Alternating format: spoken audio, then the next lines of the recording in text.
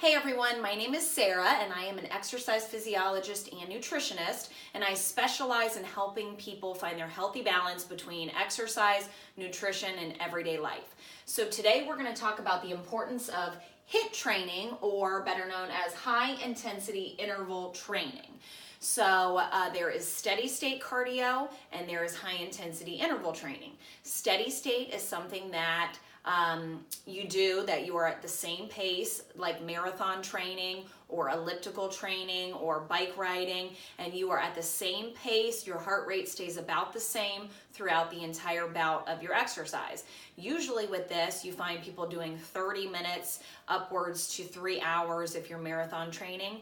With high intensity interval training, we are saving a lot of time because this is going to be anywhere from 4 minutes to 20 minutes. Some people can stretch it out and do about 30 minutes, but that's actually including your warm-up and your cool down. So the bulk of your high intensity interval training is just going to be 4 minutes to 20 minutes because you are doing all out high intensity exercise. So you are doing, it is exactly what it sounds like. You are going between very, very high intensity to low intensity. So typically you're doing about a 30-second on, 30-second off, but there are different techniques when it comes to doing this. So there's a Tabata style, which is 4 minutes total, but you're doing an all-out 20-second sprint that is a full-on, full-out effort for 20 seconds, and then you do a 30-second rest.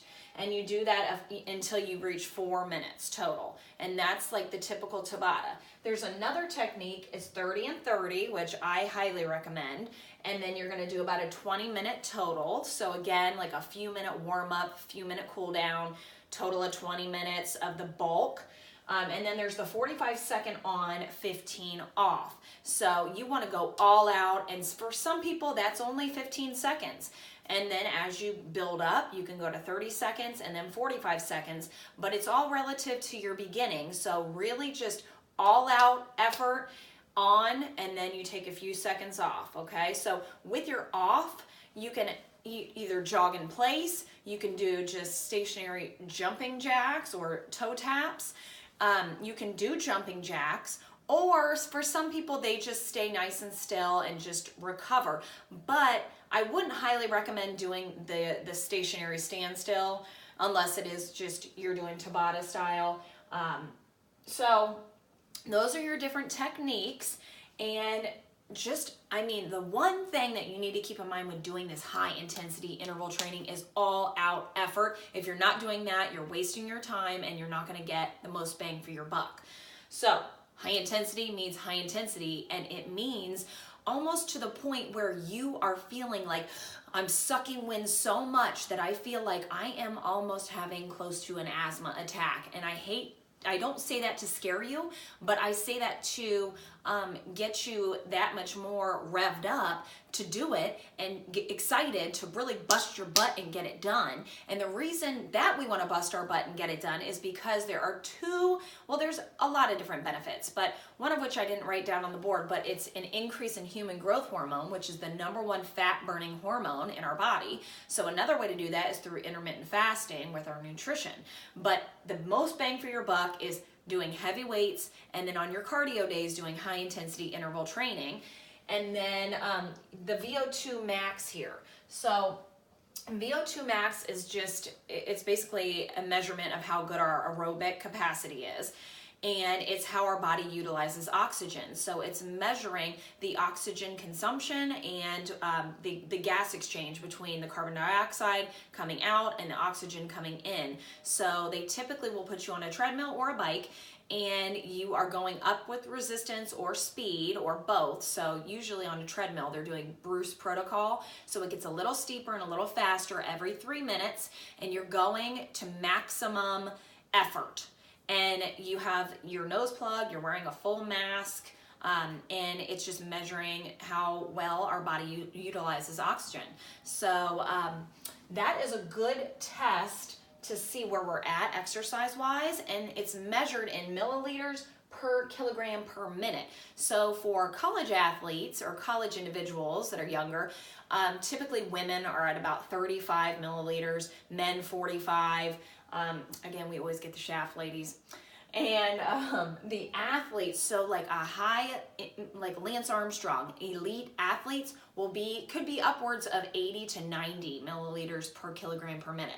So that's kind of a gauge. If you ever were to get your VO2 max test done, that's how to gauge where you're at. So obviously the higher the better, because the higher the number is, the more we're going to be able to really bust our butt during our high intensity, but like any type of exercise, and aerobic exercise. And the more that we are going to have that afterburn. So EPOC, which is the next one, EPOC is excess post-exercise oxygen consumption deficit. So this is the way that our body really burns calories, but burns fat, and it's after the exercise is done. So of course we're going to burn calories during that exercise bout, but where we really get that burning is during the afterburn. So it's the 48 hours after. So when we are doing steady state cardio, you're only going to burn calories for, a few hours after you're done. But when we are doing our high intensity interval training, we're going to burn calories up to a day, even a day and a half after we're done. So we're getting so much more bang for our buck, and it's going to take half as much time, and we're going to burn calories twice as long. So it is amazing. And I neglected to tell you that with the EPOC, so the afterburn, you are going to get the same afterburn doing 20 minutes of high intensity interval training versus 60 minutes steady state. But not only that, you're going to burn it longer. And that's when we get into the fat burning, not just calorie burning, and carb and sugar burning. So with high intensity interval training, we are actually getting to the fat layer, and that is where the weight loss happens, okay? And then lastly, we are able to switch it up a lot easier doing the HIIT training as opposed to doing the other types of training, because with HIIT training, you can typically just use your body weight and you don't need to go to the gym. Now you can do high intensity interval training with kettlebells and dumbbells and treadmills and bicycles and all that good stuff, but there is a way to do it at home just with body weight. So hopefully you guys learned a little something today about the importance of doing our HIIT training as opposed to steady state, and just to see the overall scientific proof that backs weight loss, and it's a lot more efficient to do it through high intensity interval training than to do steady state. So if you guys have any questions, please reach out to me, and you all have a great night.